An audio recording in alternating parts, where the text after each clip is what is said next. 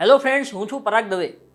Real એસ્ટેટમાં જે પ્રકારે સોદાની સંખ્યા સતત વધી રહી છે અને નફો મળવાથી લોકો પોતાનું જૂનું મકાન ઝડપથી વેચી પણ રહ્યા છે, પરંતુ ઊંચા નફાની લાલચે જે પ્રકારે મકાન વેચવામાં આવે છે તેમાં ઘણી બધી વખત લોંગ ટર્મ કેપિટલ ગેઇન ટેક્સને લઈને સંપૂર્ણ અજ્ઞાન પ્રવર્તતું પણ જોવા મળે છે.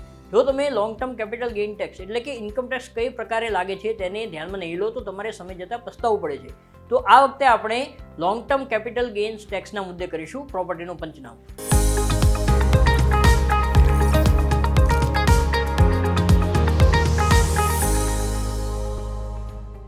મિત્રો, રેસિડેન્શિયલ પ્રોપર્ટીના વેચાણ વખતે long term capital gain tax અથવા તો short term capital gain tax લાગી શકે છે. કયા સંજોગોમાં long term capital gain tax લાગે છે અને કયા સંજોગોમાં short term capital gain tax લાગે છે તેની ગણતરી કઈ રીતે થાય છે અને તેને તમે કઈ રીતે બચાવી શકો તેની માહિતી આપણે આજે 5 મહત્વના મુદ્દાઓને ધ્યાનમાં રાખીને મેળવીશું. મિત્રો, રેસિડેન્શિયલ પ્રોપર્ટીનું વેચાણ કરો છો ત્યારે કઈ પ્રકારે ટેક્સ લાગે છે તે સમજવા માટે સૌથી પહેલો મુદ્દો એ ધ્યાનમાં લો કે જો તમે મકાન ખરીદ્યાના 24 મહિના પછી તેનું વેચાણ કરો છો તો તેમાં long term capital gains tax લાગે છે. આ ટેક્સની ટકાવારી 20% છે.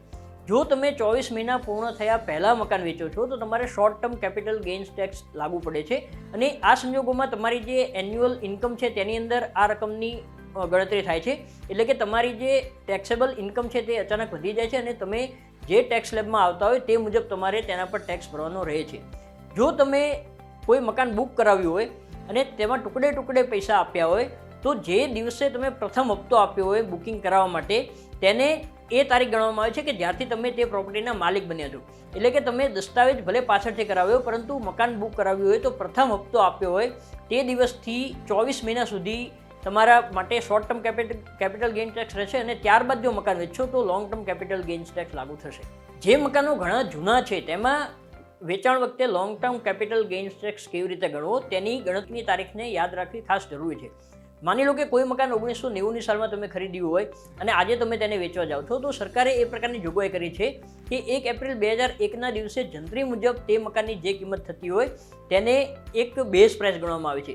એટલે કે સરકારે જે ઇન્ડેક્સ જાહેર કર્યો છે તે મુજબ 100નો ઇન્ડેક્સ 1 એપ્રિલ 2001ના દિવસે હતો જે આજે 317 છે.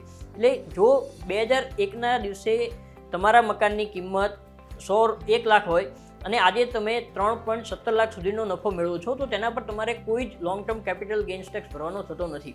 જો તમે 2021માં તમારું જૂનું મકાન વેચો છો અને તેના પર તમને 5 લાખનો નફો થાય છે તો ઇન્ડેક્સ મુજબ ગણતરી કરતાં રૂપિયા 1.83 લાખના નફા પર તમારે long term capital gains tax ભરવાનો રહેશે. મિત્રો, જૂનું મકાન વેચવા પર જે પ્રકારે long term capital gains tax લાગે છે તે જ પ્રકારે તે લોંગ ટર્મ કેપિટલ ગેઇન્સ બચાવવાના રસ્તા કયા છે તે આપણે ત્રીજા મુદ્દામાં સમજીએ. જો તમે જૂનું મકાન વેચ્યા બાદ 2 વર્ષની અંદર નવું મકાન ખરીદો અથવા તો જૂનું મકાન વેચ્યાના 1 વર્ષ અગાઉ પણ નવું મકાન ખરીદો તો તેને લોંગ ટર્મ કેપિટલ ગેઇન્સ ટેક્સમાંથી મુક્તિ મળે છે. એ જ પ્રકારે જૂનું મકાન વેચ્યાના 3 વર્ષમાં તમે બાંધકામ દ્વારા પણ નવું મકાન મેળવી શકો છો. જો તમે નવું મકાન નથી ખરીદતા તો તમે જૂનું મકાન વેચ્યાના 6 માસમાં સરકાર દ્વારા જે long term capital gains tax માટેના ખાસ બોન્ડ છે તેમાં રૂપિયા 50 લાખ સુધીનું રોકાણ કરી શકો છો.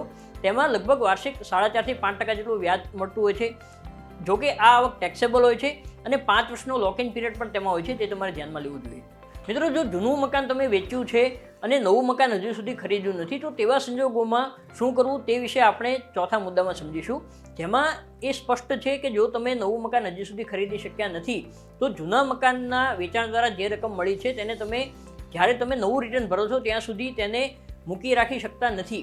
એટલે કે સરકારનો કાયદો એમ કહે છે કે જો તમે જૂના મકાન દ્વારા નોંધપાત્ર કેપિટલ ગેઇન્સ મેળવ્યો છે તો તેને long term capital gain tax માટેની એક ખાસ સ્કીમ છે, તેના માટે તમારે અલગથી રોકાણ કરવું જરૂરી છે. માની લો કે તમે ચાલુ વર્ષે સપ્ટેમ્બર મહિનામાં જે મકાન વેચો છો અને આવતા વર્ષે 31 માર્ચ 2022ના દિવસે જ્યારે નાણાકીય વર્ષ પૂરું થાય છે તો તેનું રિટર્ન તમે જ્યારે જુલાઈ મહિનામાં ફાઇલ કરો છો તો જુલાઈ મહિનામાં રિટર્ન ફાઇલ કરતા સુધીમાં જો તમે નવું મકાન નથી ખરીદ્યું તો તમારે હાલમાં જે મકાન વેચ્યું છે તેની રકમને સરકાર દ્વારા જે long term capital gain scheme જાહેર કરવામાં આવી છે તેના માટે કોઈ બેંકમાં ખાસ નવું ખાતું ખોલાવીને તેમાં તમારે તે રકમ મૂકવાની રહે છે.